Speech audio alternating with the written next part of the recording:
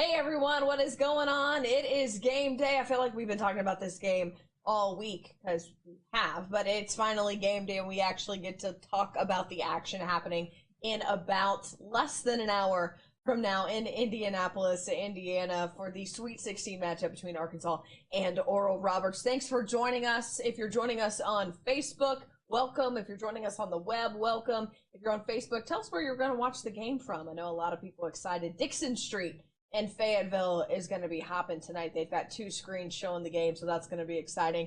But you might have watch parties at your house. You might be getting together with a couple of friends to watch this game. I know a lot of people very excited for this day to finally be here.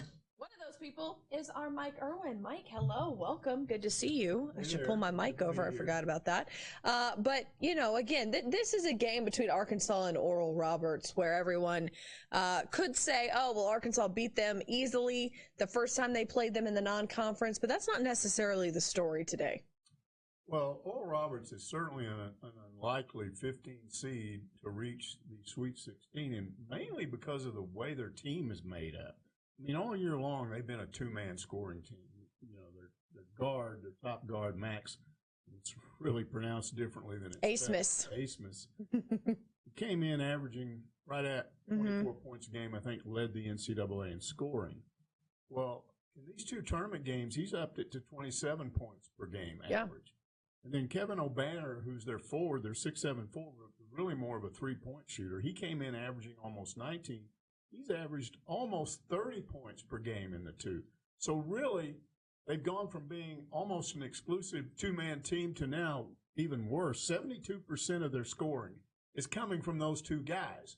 You usually don't win in an event like the NCAA tournament when you're that concentrated into two guys. So how have they done it? Well, let's look at it. Ohio State game. Ohio State out-rebounded them 49-32. This is a small Oral Roberts team. That's no surprise. Outscored them in the paint 40-26. But there was a difference at the three-point line. Oral Roberts hit 11 threes and Ohio State only 5. Big difference in shooting on two-pointers. Oral Roberts 60%, Ohio State 43%. And then at the free throw line, Oral Roberts scored 14 points from the free throw line. Ohio State even 9. Now, as we move to the Florida game, similar. Florida out-rebounds them by a lot. Really kills them in the paint, 42-28. But again, the three-point shooting is a little closer. 10 for Oral Roberts, 7 for Florida. Florida actually outshot them from two-point range, 55-45, but a 12-point difference in the free throw line. Now, let's look at Arkansas. They come in. Moses Moody's averaging around 17 points a game. He's down to 13.5 points in these two games. Justin Smith is the guy that's really stepped up. He was averaging just under 14. He's averaged 23.5 points a game. He's been huge for the Hogs. JT Notte came in averaging about 13 points a game. He's only averaging 10.5 in the NCAA tournament. Kind of been on Jalen Tate, and I really should have looked more at the stats on that. He came in scoring just under 11 points a game, and he scored 13.5 average in the tournament.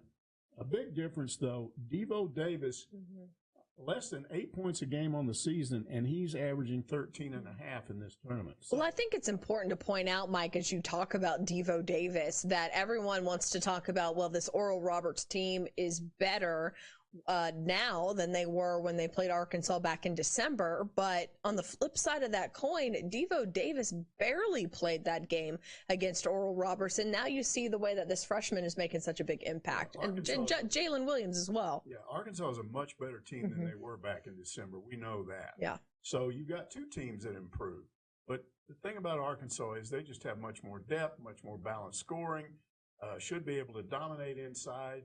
So on the surface, you look at this, and it appears to be a mismatch, but considering what Oral Roberts has done in those two games, you can't dismiss them. Yeah, well, we're going to talk about your keys to the game like we have against Colgate and Texas Tech, mainly because I feel like it's good luck now, Mike, and we can't really jinx ourselves and, like, not do what we've done the first two games and then jinx Arkansas. So, you know, we have control over that and everything. But before we get to those, Troy Lynch, who has been covering this tournament for us in Indianapolis, joins us with more fans and how Arkansas fans just excited to get this game going. Welcome in downtown Indianapolis here at Bankers Life Fieldhouse. This is the home of the Sweet 16 matchup between number 3 Arkansas and number 15 Oral Roberts, a game that Hog fans have been waiting all week for. Actually, a game that Arkansas fans have been waiting 25 years for. And so, as you could expect, Hog fans are absolutely excited. We caught up with some to see just how excited they are for this game. I'm feeling really excited. I'm really hoping the Hogs come out there and just go hard on Oral Roberts on him. Just put it on him. It's crazy because I was just playing with him like last year. So it's weird because we went to state championships, but now he's in March Madness. That's crazy. Oh man, I mean, college town, it's going nuts right now. That's all anybody can talk about on social media. Yeah, it's been a long time since Arkansas has made the Elite Eight, 26 years to be exact, and Arkansas already beat Oral Roberts earlier this year, and history is on the Hogs' side because no 15 seed has ever made it past the Sweet 16 round. So they're hoping to beat Oral Roberts for the second time this season today in the Sweet 16. All right, Troy, thank you very much. Okay, here we go. Mike's keys to the game. He gives us about 2 or 3 of these each game, and so let's break it down here. Your first one, Mike, limit ORU's three-point shooting. Well, that's a no-brainer. That's one of the reasons they won those 2 games, because they outshot and outscored their opponent from the three-point line. So, yeah, you got to limit what they do. You can't let them just stand back there and jack up threes. All right, second one is don't foul ORU, and I have a feeling that has to do with how ORU is so effective at the free throw line. Yeah, they just shoot really well and they get fouled a lot. There was a 12-point difference in the Florida game. That was really the difference in the game. When you start looking, how did they win this game? Either one of those games when they got dominated in the paint, out-rebounded, and the scoring percentage, the shooting percentage wasn't that different.